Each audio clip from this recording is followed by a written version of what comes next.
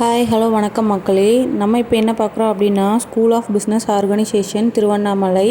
இது நம்மளோட digital marketing கம்பெனிங்க. இதில் நீங்கள் ஜாயின் பண்ணி ஒர்க் பண்ணணும்னு இன்ட்ரெஸ்ட் இருக்கவங்க என்னோடய வாட்ஸ்அப் நம்பருக்கு கான்டாக்ட் பண்ணுங்கள். வாங்க வீடியோக்குள்ளே போகலாம். இன்றைக்கி என்ன வீடியோ அப்படின்னா நம்ம ஈஸியாக நல்ல ஸ்பாஞ்ச் மாதிரி இருக்க மாதிரி ஒரு இட்லி எப்படி மேக் பண்ணுறது அப்படின்னு சொல்லி பார்க்கலாங்க.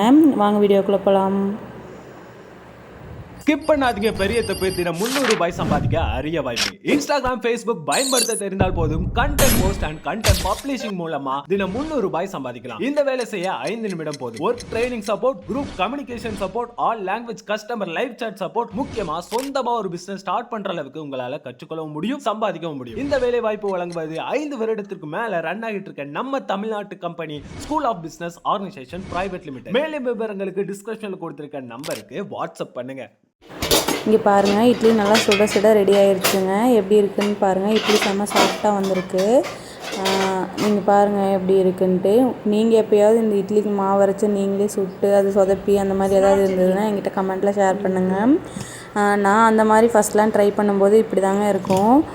இட்லி நான் சமைச்சாலே எங்கள் வீட்டில் என்ன செவத்தில் அடிக்கிற பந்து ரெடி பண்ணிகிட்ருக்கே அப்படின்னு கிண்டல் பண்ணிகிட்ருப்பாங்க.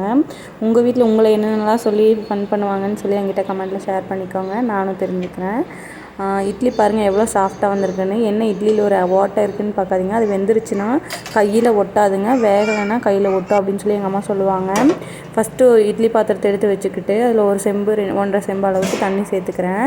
இட்லி மாவு நல்லா கலக்கி எடுத்துக்கலாங்க. இட்லி மாவை ஆட்டும் போதே அரிசி அரைக்கும் போதே உப்பு போட்டு அரைச்சிருங்க. அதுக்கு அந்த இட்லி மாவுக்கு தேவையான அளவுக்கு உப்பு சேர்த்துக்கலாம். அந்த இட்லிக்கு கொஞ்சமாக ஜவ்வரிசி சேர்த்தணும். அதாவது ஒரு கைப்பிடி அளவுக்கு ஜவ்வரிசி சேர்த்த வேணாங்க. அதில் 1/4 கைப்பிடி அளவுக்கு நீங்கள் ஜவ்வரிசி எடுத்துக்கோங்க. 1 டம்ளர் பச்சரிசி எடுக்கிறீங்கன்னா 2 டம்ளர் புழுங்கரிசி எடுத்துக்கோங்க. இட்லி அரிசி இருந்ததுன்னா அதில் 1 டம்ளர் மிக்ஸ் பண்ணிக்கோங்க, நல்லாயிருக்குங்க. இப்போ நான் என்ன ஆட் பண்ணியிருக்கேன் அப்படின்னா கொஞ்சமாக அதாவது ஒரு 1/2 டம்ளர் இட்லி அரிசி ஜவ்வரிசி, 3/4 டம்ளர் இட்லி உளுந்து, அதாவது ஒயிட்டு வெள்ளை கலர் உளுந்து தாங்க நான் எடுத்திருக்கேன். அது வேணால் தம்பியை வச்சுட்டு என்னால் ப்ராப்பராக கழுவவே முடியாது, அதை ரொம்ப டைம் எடுக்கும். அதனால் நான் வெள்ளை உளுந்து சேர்த்துருக்கேன். நீங்கள் அந்த இன்னொரு உளுந்து இருந்தால் அதை வேணாலும் நீங்கள் ஆட் பண்ணிக்கலாங்க, நல்லாயிருக்கும். இதுக்கு நான் வேறு எதுவுமே ஆட் பண்ணலைங்க, ஏன்னா தம்பிக்கு கொடுக்கறதுனால. ஒரு சிலர் நிறைய இட்லி புசு புசுன்னு வரணும், குஷ்பு இட்லி மாதிரி வரணும் அப்படின்ட்டு அதுக்கு நிறைய எசன்ஸ்லாம் ஆட் பண்ணுறாங்க. ஆனால் நான் அந்த மாதிரிலாம் எதுவுமே ஆட் பண்ணலைங்க. அதுக்கப்புறமா மொத்தமாக நம்மளுக்கு 4 டம்ளருக்கு கணக்கு வச்சுக்கணுங்க. 4 டம்ளருக்கு கொஞ்சமாக 1/2 டம்ளர் ஜவ்வரிசினா 3/4 டம்ளருக்கு இட்லி அரிசி அப்படி எடுத்துக்கோங்க. 1 டம்ளர் இட்லி அரிசி, 2 டம்ளர் புழுங்கரிசி, அந்த மாதிரி கணக்கு பண்ணிவிட்டு மொத்தமாக 4 டம்ளருக்கு 3/4 டம்ளர் உளுந்து போட்டாலே போதுங்க. நீங்கள் அதிகமாக சேர்த்த வேணாம். அரிசி அரைக்கும் போதே உப்பு போட்டு அரைச்சிருங்க. ஒரு டீஸ்பூன் அளவுக்கு வெந்தயம் ஆட் பண்ணிக்கோங்க. ரொம்ப தண்ணி அதிகமாக சேர்த்தக்கூடாதுங்க. மாவு அரைக்கும் போது தண்ணி அதிகமாக ஊற்றிட்டிங்கன்னா இட்லி தோசை மாதிரி ஆயிருங்க. நான் எடுத்துருக்கிறது இப்போ இட்லி மாவுங்க. இந்த மாதிரி ஒரு கன்சிஸ்டன்சிக்கு மாவு ரொம்ப தண்ணியாகவும் இல்லாமல் ரொம்ப கெட்டியாகவும் இல்லாமல் நல்லா கலக்கி எடுத்துக்கோங்க. இட்லி மெயின் எல்லாருமே தண்ணி ஊற்றி வச்சது இட்லி ஊற்றி மூடி வச்சுருங்க. ஆனால் அந்த மாதிரி மூடி வைக்கக்கூடாதுங்க. இது என்ன பண்ணணும்னா தண்ணி நல்லா காஞ்சதுக்கு அப்புறமா தான் இட்லி ஊற்றணும். இட்லி வேக வைக்கிற டைம் எப்படின்னா 7 நிமிஷம் கரெக்டாக நீங்கள் வேக வச்சாலே போதுங்க. ரொம்ப நேரம் வேகலைன்னு வேக விடக்கூடாதுங்க, இட்லியோட டேஸ்ட்டே மாறிடும். ஸோ அதை கரெக்டாக மெயின்டைன் பண்ணிக்கோங்க. ஊற்றி வைக்கும்போது டைம் பார்த்துக்கோங்க. தண்ணி நல்லா ஹீட் ஆகட்டும், அது வரைக்கும் வெயிட் பண்ணிக்கலாம். காட்டன் கிளாத் போட்டு இட்லி ஊற்றிக்கோங்க. எங்கள் வீட்டில் ஈயம் பாத்திரம்னால சில்வர் பாத்திரம் யூஸ் பண்ணுறவங்க காட்டன் கிளாத் வேணால் ஸ்கிப் பண்ணிக்கோங்க. பனியன் கிளாத் இருந்ததுனால அதையும் நீங்கள் யூஸ் பண்ணிக்கலாம்.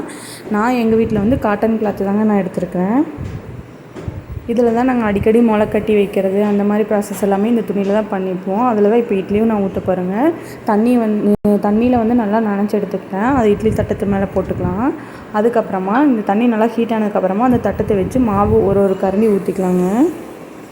உங்கள் வீட்டில் நீங்கள் இட்லியெல்லாம் சுடும்போது கூட என்னென்ன செய்வீங்கன்னு கமெண்ட்டில் ஷேர் பண்ணிக்கோங்க. எங்கள் வீட்டில் இட்லி சுட்டோம் அப்படின்னா எங்கள் அப்பாவுக்கு தோசை, எங்கள் அம்மாவுக்கு இட்லி, எனக்கு நான் எதுவாக இருந்தாலும் எனக்கு ஓகே. என் ஹஸ்பண்டுக்கு ஊத்தாப்பம், தம்பிக்கு பணியாரம், இந்த மாதிரி ஒவ்வொருத்தவங்களுக்கும் ஒவ்வொன்றும் சமைக்கிற மாதிரி இருக்குங்க.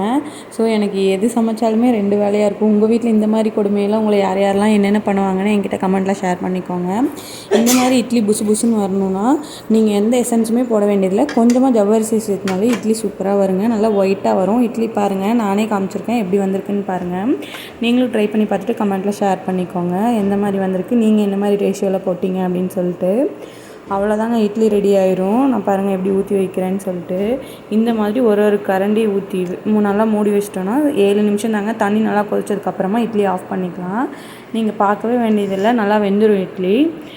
அது தண்ணி காய்ஞ்சதுக்கப்புறமா தான் ஊற்றணும். தண்ணி காயறதுக்கு முன்னாடி ஊற்றுனீங்கன்னா நீங்கள் வெந்துருச்சா வேகலையான்னு பார்த்து தான் இறக்கிக்கணும். அது எனக்கு தெரிலங்க கரெக்டாக. நான் இந்த மாதிரி தாங்க இட்லி ஊற்றி வைப்பேன். சீக்கிரமாக ரெடி ஆயிரும். ஈஸியான வேலை தான் இட்லி. ஆனால் இருந்தாலும் எங்கள் வீட்டில் என்னை இப்படி தாங்க கொடுமை பண்ணுவாங்க. அது இதுன்னு ஆளுக்கு ஒன்று கேட்பாங்க. யாரையுமே நம்மளால் ஸ்கிப் பண்ண முடியாது. ஸோ எல்லாருக்கும் என்னென்ன வேணுமோ அதை எல்லாமே சமைச்சு தந்து தான் ஆகணும்.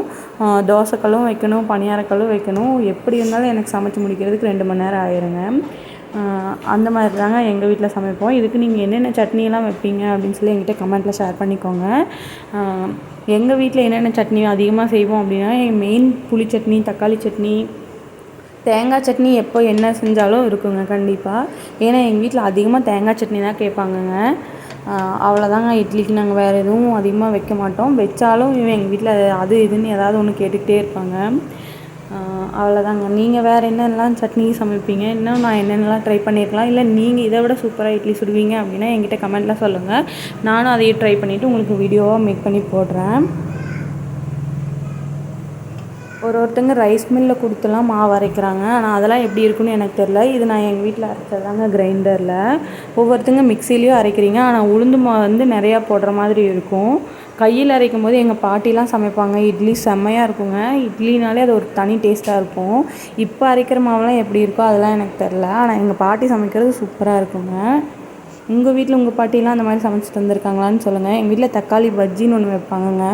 அதுக்கும் இந்த இட்லிக்கும் செம்ம டேஸ்ட்டாக இருக்கும். எத்தனை இட்லி சாப்பிட்ருக்கோங்கிறதையே நான் மறந்துடுவேன். அந்தளவுக்கு சாப்பிட்டுக்கிட்டே இருப்பேன். எல்லாருமே அப்படி தாங்க எங்கள் பாட்டி சமைக்கிற சாப்பாட்டுக்கு அடிக்ட்டு. வீடியோ பிடிச்சிருந்துச்சுன்னா லைக் பண்ணுங்கள், ஷேர் பண்ணி சப்போர்ட் பண்ணுங்கள் மக்களே. நிறைய பேர் வீடியோ பார்க்குறீங்க, பட் சப்ஸ்கிரைபே பண்ண மாட்டேறீங்க. சப்ஸ்கிரைப் பண்ணி சப்போர்ட் பண்ணுங்கள். இன்னும் உங்களுக்கு வேறு ஏதாவது டிஷ்ஷஸ்லாம் வேணும்னாலும் கமெண்ட்டில் ஷேர் பண்ணுங்கள். அதெல்லாம் நான் மேக் பண்ணி வீடியோவாக எடுத்து உங்களுக்கு போடுறேன். அவ்வளோதான் கைஸ், எல்லாத்துக்குமே மாவு ஊற்றியாச்சு. இனி நல்லா மூடி வச்சு 7 நிமிஷம் கழித்து எடுத்து பார்த்தா இட்லி ரெடி ஆயிரும். வாங்க சாப்பிட்லாம். Thank you, bye bye.